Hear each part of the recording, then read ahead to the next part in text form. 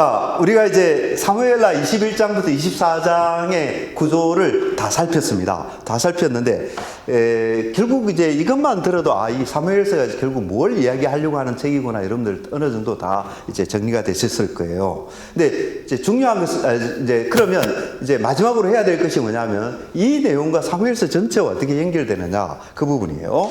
근데 여러분들 이것을 위해서는 이제 사무엘서 전체에 사실은 그 이제 요약 기사가 군데군데 나타납니다. 요약 기사가 한번 적어볼까요? 자, 요약 기사가 나타나는데 첫 번째 나타나는 게 어딘가 하면 사무엘상 7장 15절로 17절이에요.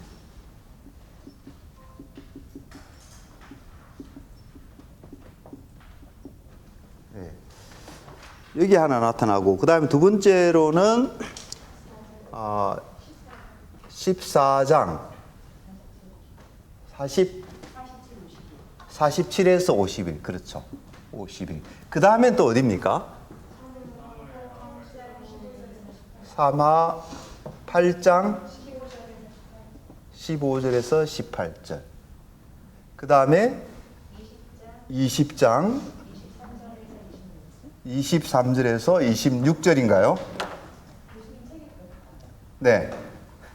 고맙습니다.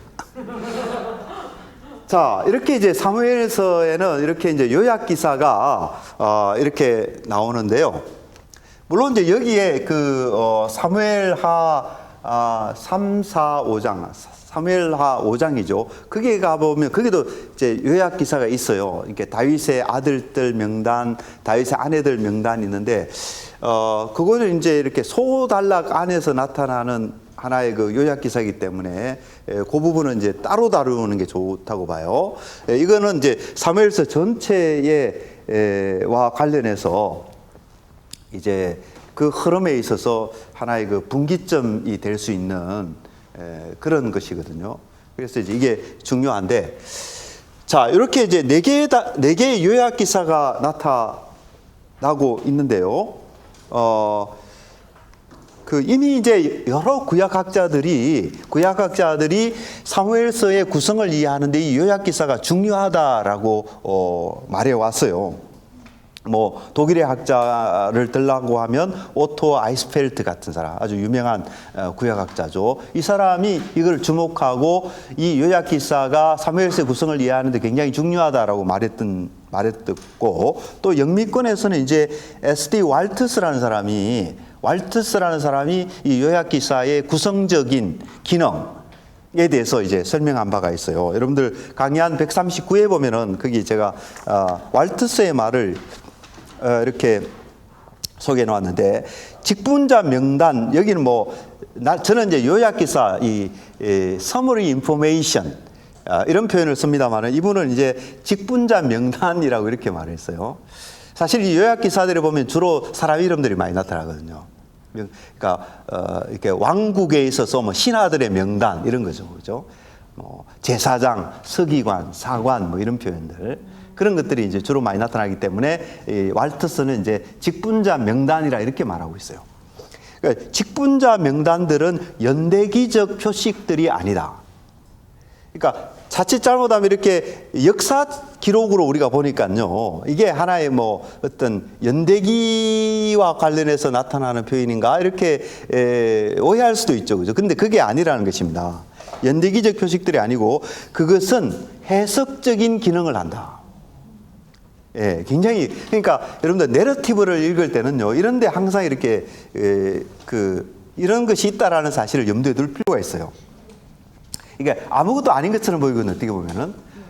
누가 제사장이었고, 누가 서기관이었고, 누가 이렇게 군대 장관이었고, 이런 표현들이 나타나는데 사실 그게 무시하기 쉽다고요. 그냥 간과해버리기 쉽거든요. 근데 내러티브의 맥락에서는 그런 것들이 하나의 중요한 역할을 한다는 거죠.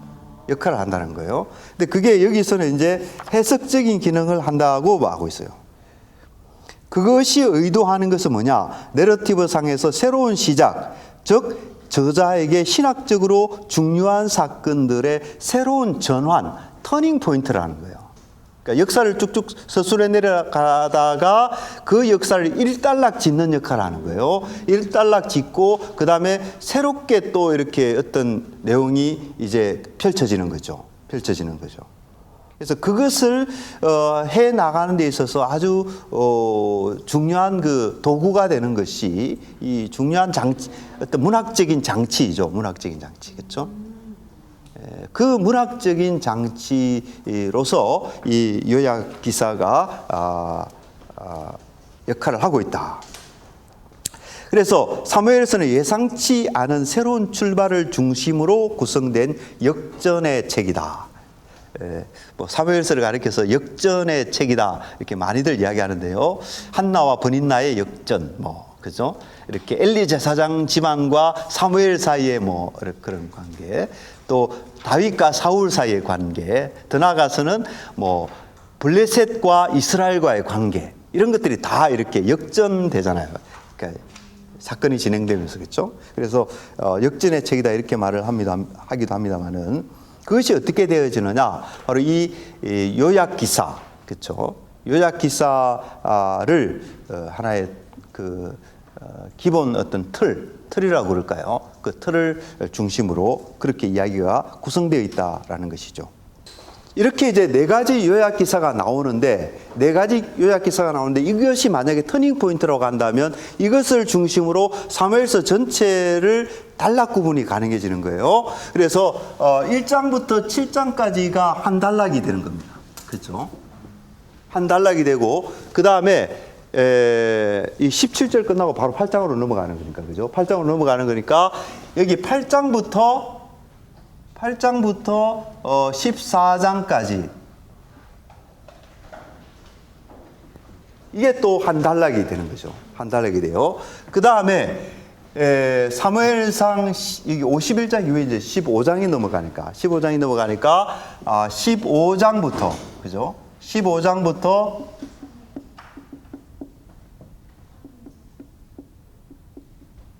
8장까지 이게 또 한 단락이 되는 거죠. 한 단락이 되고, 그 다음에 사무엘하 9장부터 20장까지가 한 단락이 되어지고, 그 다음에 마지막으로 21장부터 24장까지 이렇게 한 단락으로 나누어지게 되는 것이죠. 그렇기 때문에 사무엘서는 이제 이 요약기사 이것을 축으로 해서, 중심축으로 해서 전체가 5부분으로 이루어져 있는 책이다. 5부분으로 이루어져 있는 책이다. 이렇게 볼 수가 있죠. 자, 그러면 첫 부분에는 뭐가 나타나느냐? 사무엘 선지자가 어떻게 태어나서 어떻게 자라나게 되었고, 어떻게 마침내 사사로서, 선지자로서 이렇게 활동하게 되었는가 하는 부분을 다루고 있어요. 그렇죠? 예. 이것도 굉장히 이제 그 중요한 내용인데요. 그 왕의 이야기를 시작하는 책에서 선지자의 출생과 이런 어떤 탄생의 이야기를 먼저 했다라고 하는 것이 도대체 어떤 의미가 있을까? 이게 중요한 메시지를 갖는 거죠. 그것은 결국 나중에 이제 왕을 세우는 인물도 선지자이잖아요, 그렇죠? 그래서 이것 자체가 이제 가르치는 내용은 뭐냐면 왕권이 말이죠. 왕권이 어디에 의존하느냐? 왕권이 결국은 선지자적인 장치에 의해서 통제를 받는다. 선지자적인 장치에 의해서 왕권이 통제받는다라는 사실을 이 속에서 말해주고 있는 거예요. 그러니까 왕이 자의적으로 백성을 통치하고 하는 것이 아니고 선지자의 안내를 받으면서, 선지자의 지도를 받으면서, 그렇죠? 이제 그런 의미가 이제 그 속에 담겨 있다는 것이죠. 그래서 사무엘서는 이제 이 왕의 탄생에 대한 이야기 뭐 그런 것을 하는 것이 아니고, 먼저 이렇게 선지자의 탄생과 그가 어떻게 선지자로 세워졌다라고 하는 그 얘기를 먼저 도입하고 있고, 또 나중에 왕이 세워질 때도 사실은 이 왕이 뭐 백성들이 선출해서 그런 그것보다도 선지자가 먼저 기름 부어서 이제 왕으로 세우는 그런 일을 하게 되는 것이죠. 자, 그렇게 이제 사무엘 선지자가 세워져서 이제 왕권을 일으키는 그런 이제 그러니까 첫 번째 단락은 사무엘 선지자가 등장하고 선지자로 세워진 그 부분을 이야기하고 있는 것이고요. 자, 두 번째 단락으로 넘어가면 거기는 이제 사울이 등장합니다. 그렇죠? 사울이 등장해서 사울 왕권이 이제 세워지게 되는데요. 결국은 그 사울 왕권은 실패하게 되죠, 그렇죠? 실패하게 되는데 그 실패의 가장 중요한 원인이 어디에 있는가 하면 바로 선지자와의 관계에 문제가 있었던 겁니다. 그렇죠? 예. 그러니까 사무엘 선지자가 먼저 태어나서 그가 선지자로 세움을 받고 또 사무엘 선지자에 의해서 왕이 세워지잖아요. 그러려면 사울이 무엇보다 먼저 잘해야 되는 건 뭐죠? 그 선지자와의 관계가 중요한 거예요. 그런데 사울은 처음부터 그것이 좀 이렇게 자연스럽지가 않아요. 처음부터. 그렇죠? 그래서 여러분들 사울도 선지자 중에 있느냐 이런 표현들이 사무엘서에 두 번 나타나거든요. 예, 사울도 선지자 중에 있느냐 두 번 나타나는데 이게 이제 사울과 선지자와의 그 어떤 불편한 관계, 또 뭔가 이게 사울과 선지자 사이에 어떤 그 잘못된 관계를 이렇게 꼬집는 하나의 그런 어떤 표현인 것이죠. 그렇죠? 그러니까 뭐 그 길갈에서 전쟁할 때에 7일 동안 기다리라 그랬잖아요. 내가 내려와서 이렇게 제사를 드리고 그러면 어떻게 이제 전쟁을 수행해야 될 것인지 가르쳐 주겠다.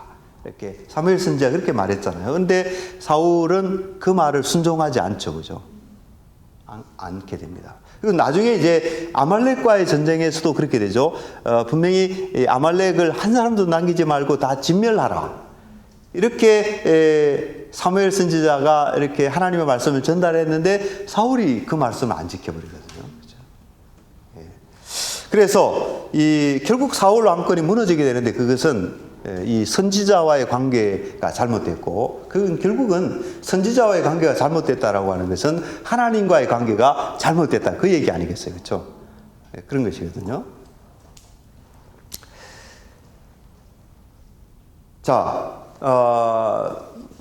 뭐 어떤 분들은 이제 그럼 사울이 이렇게 실패했는데 왜 하나님이 그러면 사울을 왕으로 세웠느냐?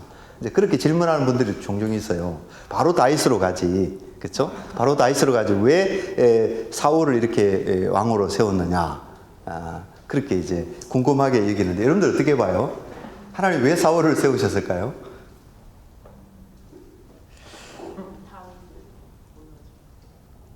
다윗을 보여주려고. 맞는 말이죠. 맞는 말입니다. 이제 어떻게 보면 사울의 실패를 통해서 여러분들 반면교사라는 게 있잖아요. 그렇죠? 그러니까 사울의 실패를 통해서 왕권이 뭐냐를 배우게 되는 거예요. 어떤 사람이 왕이 되어야 하느냐, 왕은 어떻게 해야 되느냐, 이거를 사울의 부정적인 모습을 통해서 가르치는 면이 있습니다. 그래서 사울은 어떤 면에서 실패한 사람임에 분명하지만 그러나 사울이 왕으로 세워진 그 의미를 찾는다고 한다면 여기에 있다라는 거예요. 그리고 또 한 가지 뭐냐면 어차피 이 사울이 왕으로 세워지는 그 계기는 백성들의 죄악 때문에 제약이 되었던 거예요. 그러니까 백성들이 그 잘못된 욕심, 뭐죠? 잘못된 욕심이 뭐죠? 이방 민족들과 같이 우리에게도 왕을 세워주지 이렇게 했잖아요.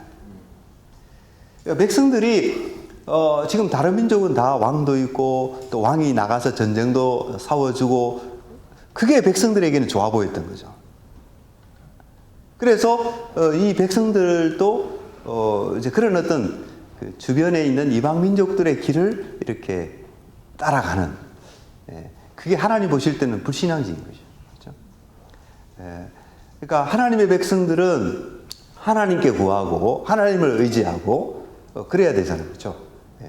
근데 왕을 구했을 때 이 백성들의 태도는 적어도 그런 하나님을 의지하는 태도이기보다도 그냥 이렇게 세상적인 관점 속에서, 세상적인 관점에서 세상을 따라가는 그런 모습이었던 거죠. 근데 이스라엘 민족은 사실 구별돼야 될 존재잖아요. 이스라엘의 정체성은 거룩한 백성이고 이방 민족들과 구별돼야 되고, 다른 나라들은 뭐 이렇게 군사력이나 어떤 그런 세상의 어떤 제도나 이런 것을 의지해서 문제를 해결해 나가겠지만, 그렇죠? 이 하나님의 백성들은 무엇보다도 그들에게 하나님이 있으니까, 그죠? 하나님이 살아계시니까 하나님을 바라보고 그 하나님 안에서 이렇게 해야 되는데, 지금 그 백성들은 그렇지 못했던 거죠. 그러니까 사울 왕권은 그런 어떤 백성들의 잘못된 동기에 출발한 왕권이기 때문에 처음부터 실패할 수밖에 없는 요인을 가지고 있었던 것입니다. 그러니까 백성들보다 이렇게 백성들이 볼 때는 어깨 위만큼이나 키가 큰 아주 왕으로서는 손색이 없는 그런 사람이잖아요. 그죠? 근데 그 사람이 나중에 어떻게 돼요? 블레셋의 거인들 앞에서 이렇게 속수무책이잖아요. 아무것도 하지 못하고. 백성들이 볼 때는 저 사람이야말로 나라를 구하겠다, 우리를 잘 살게 해주겠다, 행복하게 해주겠다, 그런 기대를 가졌던 거죠. 그죠? 가질 만한 그런 사람이었죠. 그죠? 근데 결국은 그런 백성의 기대가 어떻게 돼요? 무너져 버리는 거죠. 근데 정말 다윗과 같은 사람은 전쟁을 한 번도 해보지도 않고 그냥 소년이죠, 소년. 그렇죠? 근데 그 소년을 통해서 사울조차도 속수무책이었던 그 블레셋의 거인 장수를, 전쟁을 한 번도 해보지 않았던 이 다윗과 같은 인물이 그것도 물맷돌로 말이죠, 물리쳐 버리잖아요. 이게 뭘 가르칩니까? 답은 하나님께 있다라는 거예요. 답은 하나님을 의지하고 믿음으로 했을 때 되는 것이지, 이와 같이 뭐 이방 사람들이 한다고 해서 그걸 그대로 따라가고 그대로 모방하고 이렇게 한다고 해서 그것이 승리를 가져다 주고 마치 이렇게 행복을 가져다 줄 것으로 생각한다고 한다면 그것은 오해다, 그런 것이죠. 자, 그 다음에 이제 세 번째 단락으로 넘어가면 거기에는요, 사울과 다윗의 관계가 펼쳐집니다. 사무엘상 이제 15장부터 사무엘하 8장까지 거기에 보면 이제 사울과 다윗의 관계가 펼쳐지는데, 여러분들이 아시는 것처럼 이제 사울은 점점 몰락해 가고 또 다윗이 이제 점점 왕으로 부상되어 가는 곳이죠, 그죠? 그래서 이 결론이 어떻게 끝이 나게 됩니까? 결론이 결국은 법궤를, 그죠? 법궤를 다윗의 왕도인 시온으로 메어 올리고, 그러니까 그것은 결국은 그 일에 다윗이 승리를 하게 되죠, 그죠? 성공을 하게 돼요. 뭐 우여곡절이 없었던 것은 아니지만, 그죠? 결국 이 법궤가 시온 산성 다윗의 왕도에 안착을 했다라는 얘기는 뭐냐면요, 하나님이 다윗과 함께 하신다는 거예요. 다윗의 통치는 하나님이 인정하는 통치이고 다윗의 통치는 하나님의 통치를 대변하는 것이다 라고 하는 것을 공식적으로 이제 이렇게 인정하는 일이 되는 거예요. 이 법궤가 시온 산성에 도착했다라고 하는 것은요, 그렇죠? 그리고 이제 사무엘하 6장에 가면은 다윗 언약이 나오잖아요. 그죠? 그래서 이제 그런 그 다윗과 사울 사이의 갈등의 관계의 종지부가 그렇게 끝나는 것입니다. 언약궤가 시온 산성에 안착을 하게 되고, 그 다음에 나단 선지자를 통해서 하나님의 놀라운 약속이 주어지는 그런 것으로 이 역사가 이제 그렇게 결론이 나게 되거든요. 자, 그런데 이 역사가 보면은 다윗 왕권이 어떻게 확립되어져 가는 과정인 거예요. 그죠? 확립되어져 가는 과정인데, 그때 사울과의 관계 문제가 잘, 이렇게 처음에는 사울과 다윗과의 관계가 매우 복잡하게 이렇게 흘러가죠. 그죠? 다윗이 쫓기고 죽을 뻔하고 뭐 이렇게 흘러가다가 결국은 뭡니까? 사울이 이렇게 참 이렇게 사울이 하나님께 심판을 받아서 죽게 되고 사울 왕가가 무너지게 되죠. 그죠? 그런 역사가 나타나고 그다음에 그와 동시에 뭐가 나타나냐? 이방 민족들과의 이 관계 문제가 계속 나타나요. 그죠? 다윗이 뭐 블레셋 쪽에 가기도 하고 거기에 아기스와의 관계 속에서 시글락 땅에서 살기도 하고 그러다가 나중에 어떻게 됩니까? 처음에는 다윗이 블레셋 사람들에게 피신하는 존재였는데 나중에 사무엘하 5장으로 가보니까 어떻게 돼요? 이 블레셋 사람을 다윗이 다 물리쳐버립니다. 블레셋 사람이 나중에 어떻게 되는지 아세요? 블레셋 사람이 나중에 다윗을 공격하러 쳐들어왔다가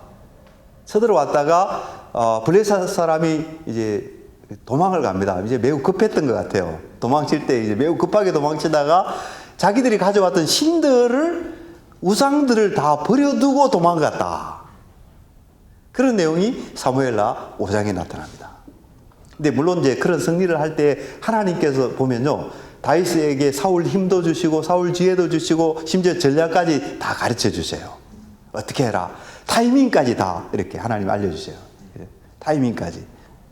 그러니까 하나님이 아주 다윗과 가까이 이렇게 함께 하시는 가운데서 다윗에게 그런 승리를 주신다.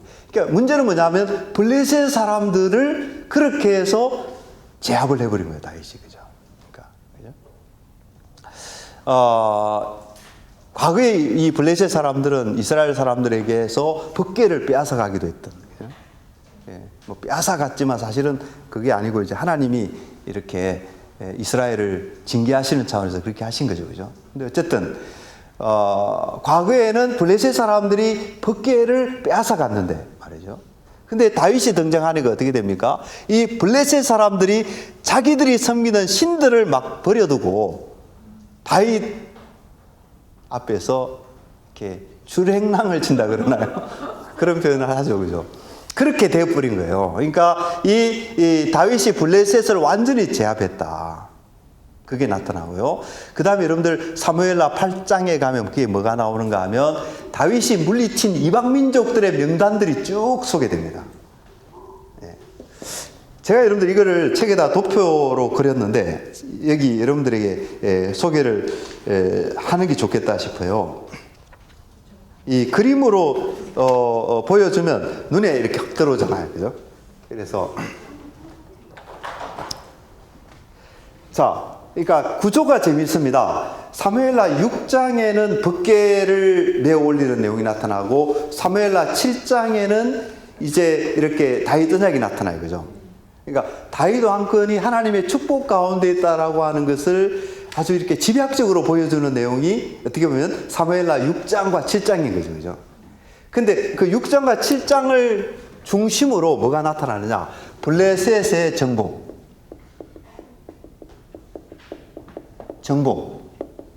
이게 사마 5장이에요. 그 다음에 6장, 7장이 나타나고 8장에 뭐가 나타나는가 하면 이방 민족들의 정복입니다.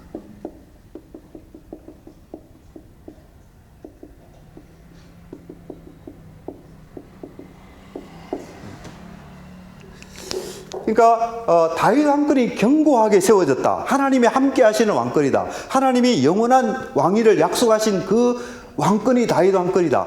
그거를 이야기하는 이 본문을 감싸고 있는 것이 뭐냐? 이방 민족들을 다윗이 어떻게 정복했느냐 하는 이야기들이 감싸고 있다라는 거예요. 그래서 여기에 지금 다윗 왕권이 있는 것입니다. 그죠? 다윗 왕권은 만왕의 왕이신 하나님의 왕권을 대변하는 거예요. 그죠? 다윗 왕권, 시온 산성에 태어진 왕권은 그 왕권은 하나님의 왕권을 대변하는 놀라운 왕권이다라는 거예요. 그죠? 그러니까 그런 곳인데 그것을 둘러싸고 있는 이야기가 뭐냐? 이방 민족들이 다 복종하는 모습이 나타나고 있는 거예요. 그죠? 예. 그러니까 다윗이 이방 민족들을 정복하고 그 정복한 곳에서 조공을 받아들이는, 그죠? 그 권세 아래 다 무릎을 꿇는다 그 얘기예요. 다 무릎을 꿇는다 그 얘기예요. 그죠? 그래서 이렇게 표현을 하면 다윗 왕권, 다윗 왕권 이렇게 돼 있고, 여기에 보면 정복한 명단들이 여기 하맛, 저기 북쪽이죠. 하맛. 그 다음에 남쪽으로는 아말렉, 그죠? 그 다음에 또 모압, 암몬, 그 다음에 소바라는 지역, 다 이스라엘의 주변 지역이에요. 그 다음에 또 다메섹 아람, 조금 서쪽입니다만은 다메섹 자리가 없으니까 다메섹 아람. 그 다음에 또 블레셋, 블레셋. 그 다음에 에돔. 이런 나라들이 말이죠. 이런 나라들이 다윗에 의해서 다 정복당하고 다윗의 권세 아래 다 무릎을 꿇고 다윗에게 이렇게 조공을 바치게 되는 그런 모습을 보여주고 있다. 그런데 이게 시각적으로 뭘 보여줍니까? 이 다윗 왕권은 아까 말씀드렸듯이 만왕의 왕이신 온 세상의 주권자이신, 온 세상의 주권자이신 그 하나님의 왕권을 대변하는 왕이에요. 그죠? 거기가 시온산성입니다. 시온산성.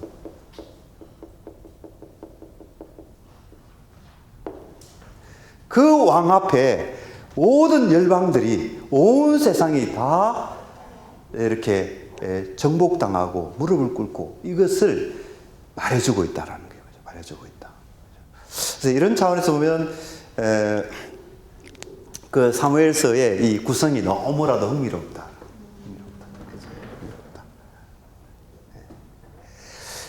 제가 지나친 비약이 아닌가 모르겠습니다만은, 여러분들 사도행전 읽을 때 있잖아요. 사도행전 읽을 때 보면, 신약에 넘어가 사도행전 읽을 때 이렇게 예수 그리스도께서 부활하시고 난 다음에 이제 복음이 온 세상에 전파되잖아요.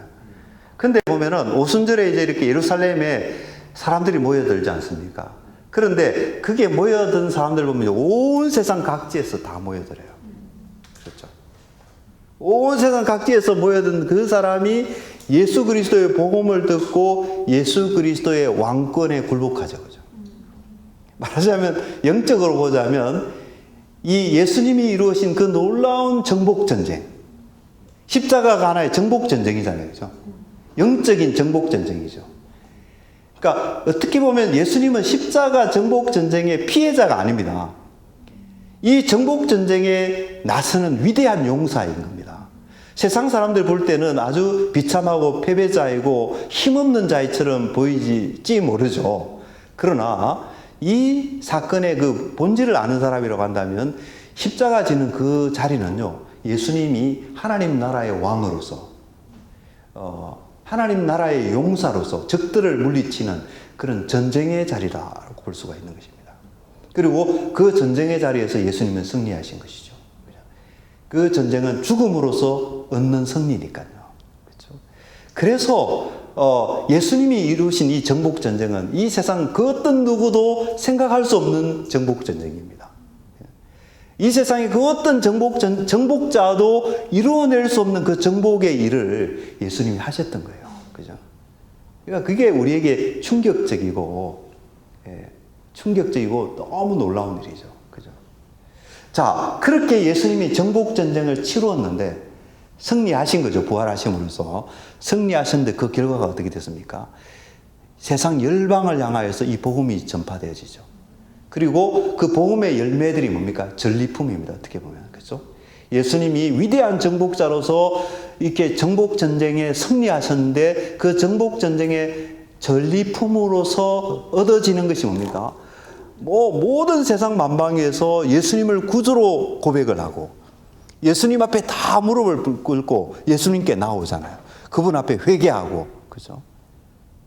그분 앞에 옷을 찢고 막 가슴을 찢고 통에 자복하고 예수님 앞에 나오잖아요. 그죠? 그런 일이 일어나게 되거든요. 저는 이제 아까 비약이 아닌가 이렇게 말씀드렸습니다. 근데 어떤 면에서 비약이 아닌 것 같아요. 이렇게 여기에 위대한 왕권, 그죠? 위대한 왕권. 다윗의 후손이라 그랬잖아요. 그죠? 다윗의 후손인데 예수님은 그런 면에서 또 다른 다윗이라고 할 수 있죠. 진정한 다윗. 그죠? 예. 또 다른 다윗인데 그 다윗이 이 시온 산성에 자신의 왕권을 이렇게 딱 세웠는데 그 주변에 뭘 둘러싸고 있느냐? 이방 민족들이 다 그의 권세 앞에 복종하고 있는 이 모습. 그죠? 그래서 구속사적인 안목을 통해서 볼 때 이 사건은 사실은 나중에 다윗의 후손이 오셔서 이루게 될 그 구원을, 그 승리를, 그죠?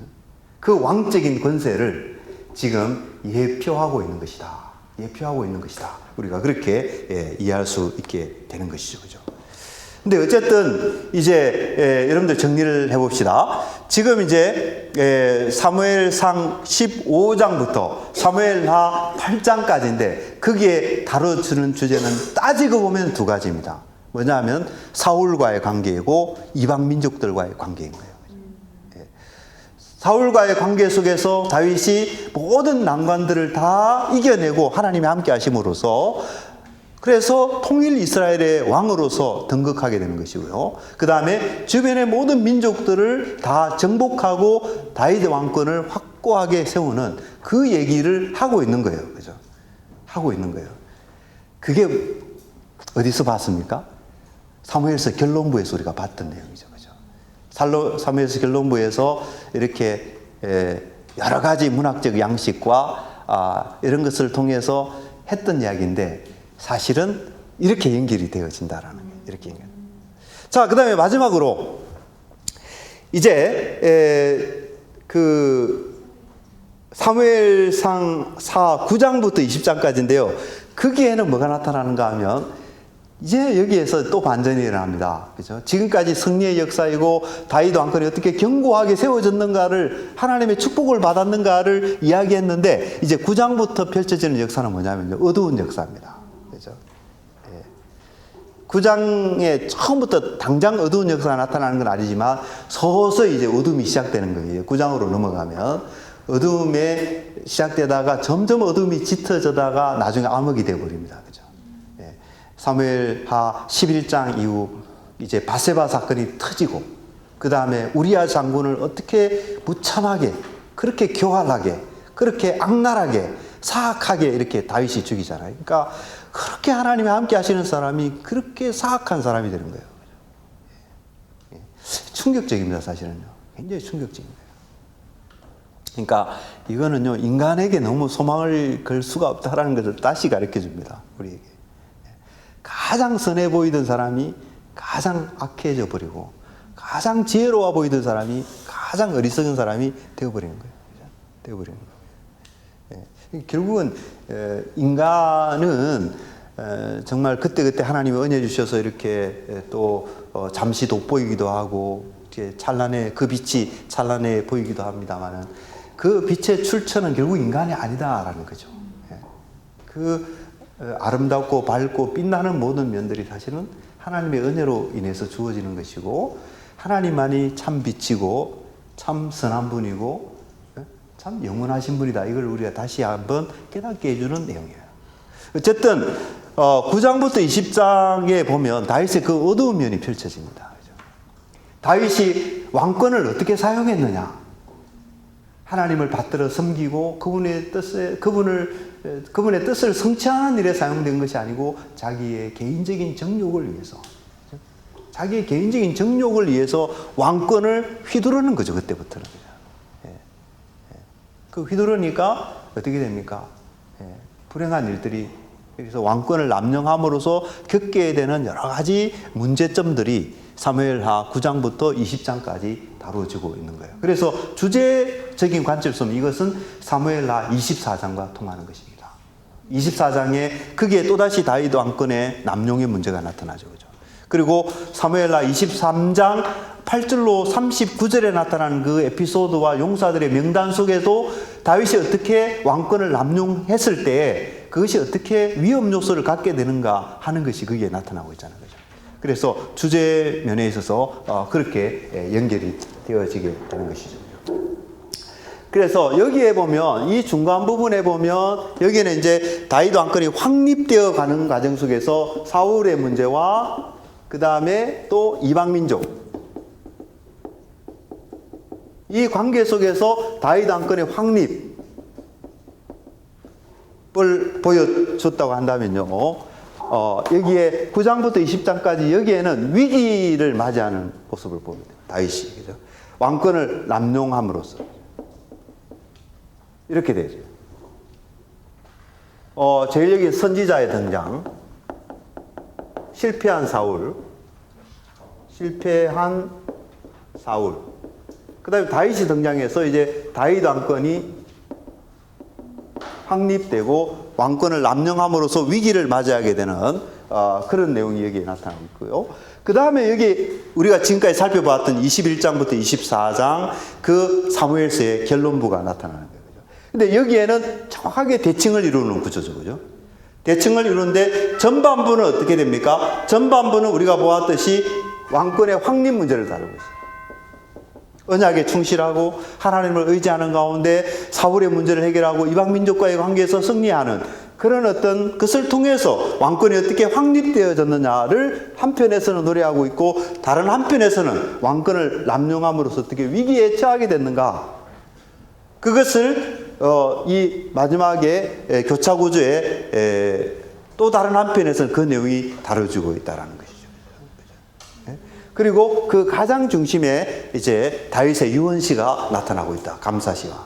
이렇게 되는 것이죠. 그러니까 이 모든 역사를 돌아보면서 그런 감사시를 부르고 있고 그런 유언시를 부르고 있다. 그렇게 사무엘서가 구성되어 있다라고 하는 것을 우리가 이해할 필요가 있습니다. 그러니까 이렇게 보면 어떻게 됩니까? 사무엘서는 정말 신학적인 어떤 내용이나 또 어떤 주제 이런 것으로나 또 문학적인 양식으로나 매우 정교하게 잘 구성되어 있는 그런 어떤 책인 것이 확인되는 거죠.